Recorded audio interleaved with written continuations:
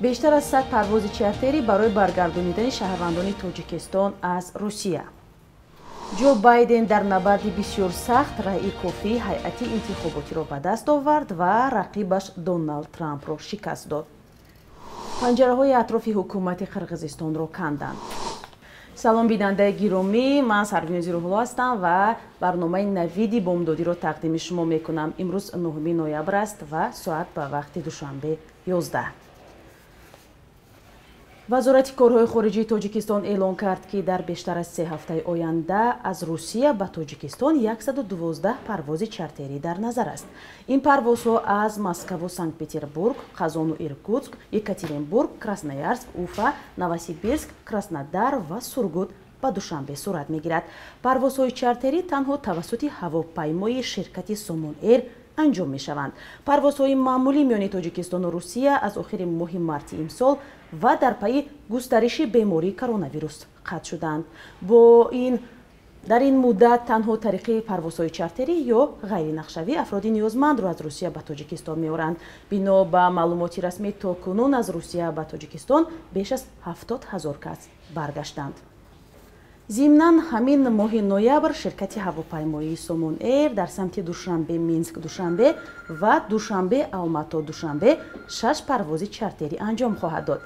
پروازهای چارتری در موافقه با ستاد جمهوریوی مقابله با کرونا ویروس در تاجیکستان تعیین شده است. وزارت کارهای خارجی تاجیکستان گفت هنگام سفر به بلاروس و قزاقستان باید شهروندان معلومات نامه داشته باشند که گرفتار نبودن آنها را به کرونا ویروس تا 96 ساعت نشان دهد. جو بایدن معاون پیشین پرزیدنت آمریکا و سناتور سابق که 20 نوامبر 78 ساله خواهد شد در نبرد بسیار سخت رأی کافی هیئت انتخاباتی را به دست آورد و رقیبش دونالد ترامپ را شکست داد. در تقریباً 50 سال فعالیت سیاسیش این کوشش سوم او برای راه یافتن به کاخ سفید است. بعد از پایان یافتن شمارش آرا در ایالات کلیدی پنسیلوانیا روز 7 نوامبر بایدن 273 رأی هیئت انتخاباتی را صاحب شد. برای پیروز شدن در انتخابات پرزیدنتی آمریکا دریافت 270 آواز هیئت انتخاباتی کافی است. در روسیه از 3 روز پی هم شمار گرفتاران کرونا ویروس از 20,000 کم نمی شود. شماره گرفتاران در این کشور از 1,700,000 نفر گذشته است و بیش از 30,000 نفر فوتیدند. سرگئی سابیانین شهردار مسکو گفته است که کرونا ویروس به بودجه شهر 500 میلیارد روبل زیان آورده است. افزایش کرونا ویروس در روسیه به وضع مهاجران کاری تاجیک در این کشور نیز تاثیر رسانده است. انتقال مبلغ‌ها به تاجیکستان کاهش یافته است. پروازهای معمولی میان روسیه و تاجیکستان نیز بسته شده است و تنها طریق پروازهای چارتری تعداد کمی مهاجران به وطن برمیگردند. در روسیه به حساب‌های غیر رسمی بیش از 1 میلیون شهروند تاجیکستان کار میکنند.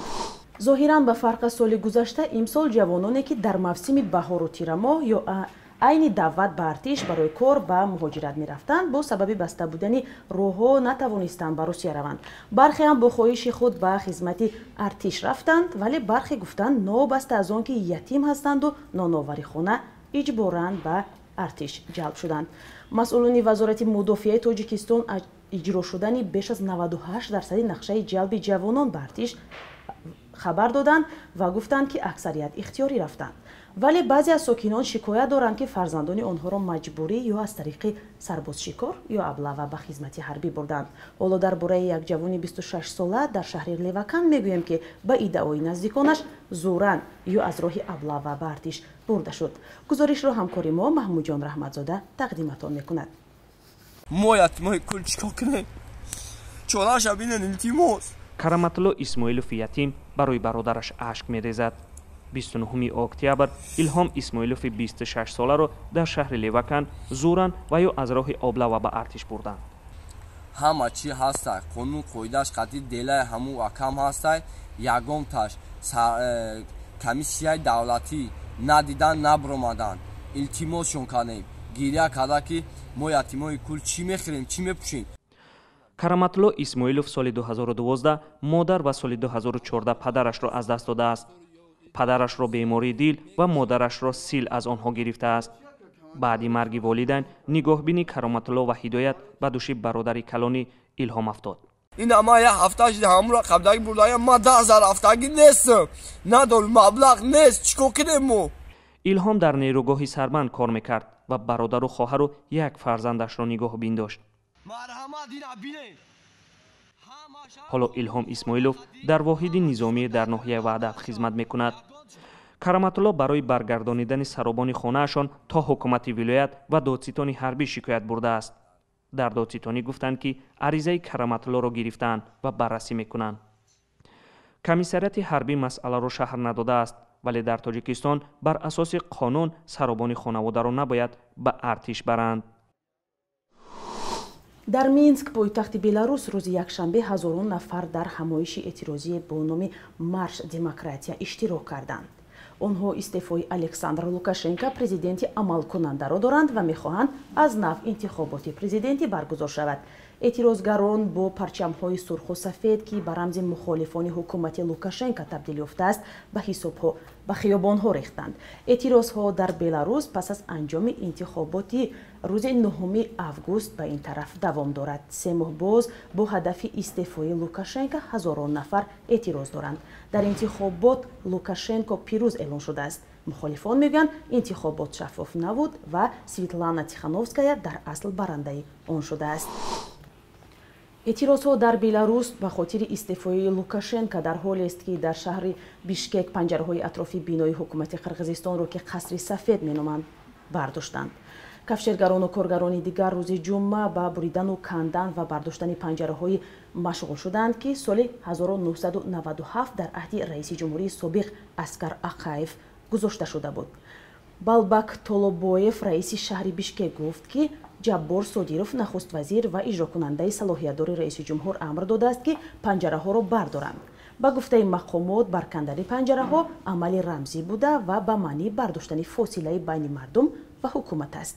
бар иловаи кандани панҷараҳои атрофи бинои ҳукумат, панҷараҳои атрофи бинои парлумони қирғизистон канда шуданд. қирғизистон чанде пеш шоҳиди тазоҳуроти оммавӣ шуд ки дар натиҷа президенти кишвар Сооронбой Ҷэйнбеков истеъфо дод ва ҳукумат ҳам дигар шуд. паҳлавонони тоҷик дар мусобиқаи қаҳрамонии ҷаҳон оид ба самбо 3 медал ба даст оварданд.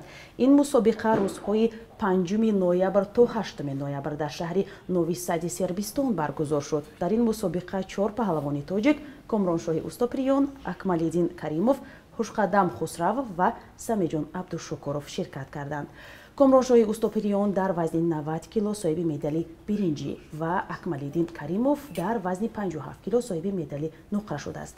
Хушқадам Хусравов дар вазни 62 кило соҳиби медали биринҷӣ шуд. инчунин дар мусобиқаи қаҳрамонии ҷаҳон дар Сербистон дар риштаи самбои варзишӣ миёни наврасон Тоҷикистонро Самиҷон Абдушукуров дар вазни до 87 кило муаррифӣ кард. ӯ низ соҳиби ҷоиза гардид. ин аввалин мусобиқаи байналмилалӣ буд ки варзишгарони тоҷик дар аҳди коронавирус ва баъди он ширкат доштанд. бонки миллии арзиши сомониро нисбат ба асъори хориҷӣ барои имрӯз 9 ноябр чунин таъин кардааст.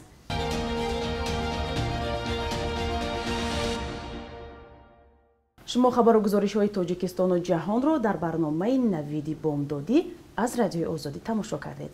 тафсилоти аз ин ҳам бештари матлабҳои моро дар сомонаи радиои озодӣ хонед ва тамошо кунед.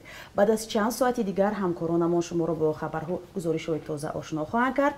саломат бошед ва бо мо будандро фаромӯш накунед. матлабҳои моро дар шабакаҳои иҷтимоӣ низ пайгирӣ кунед.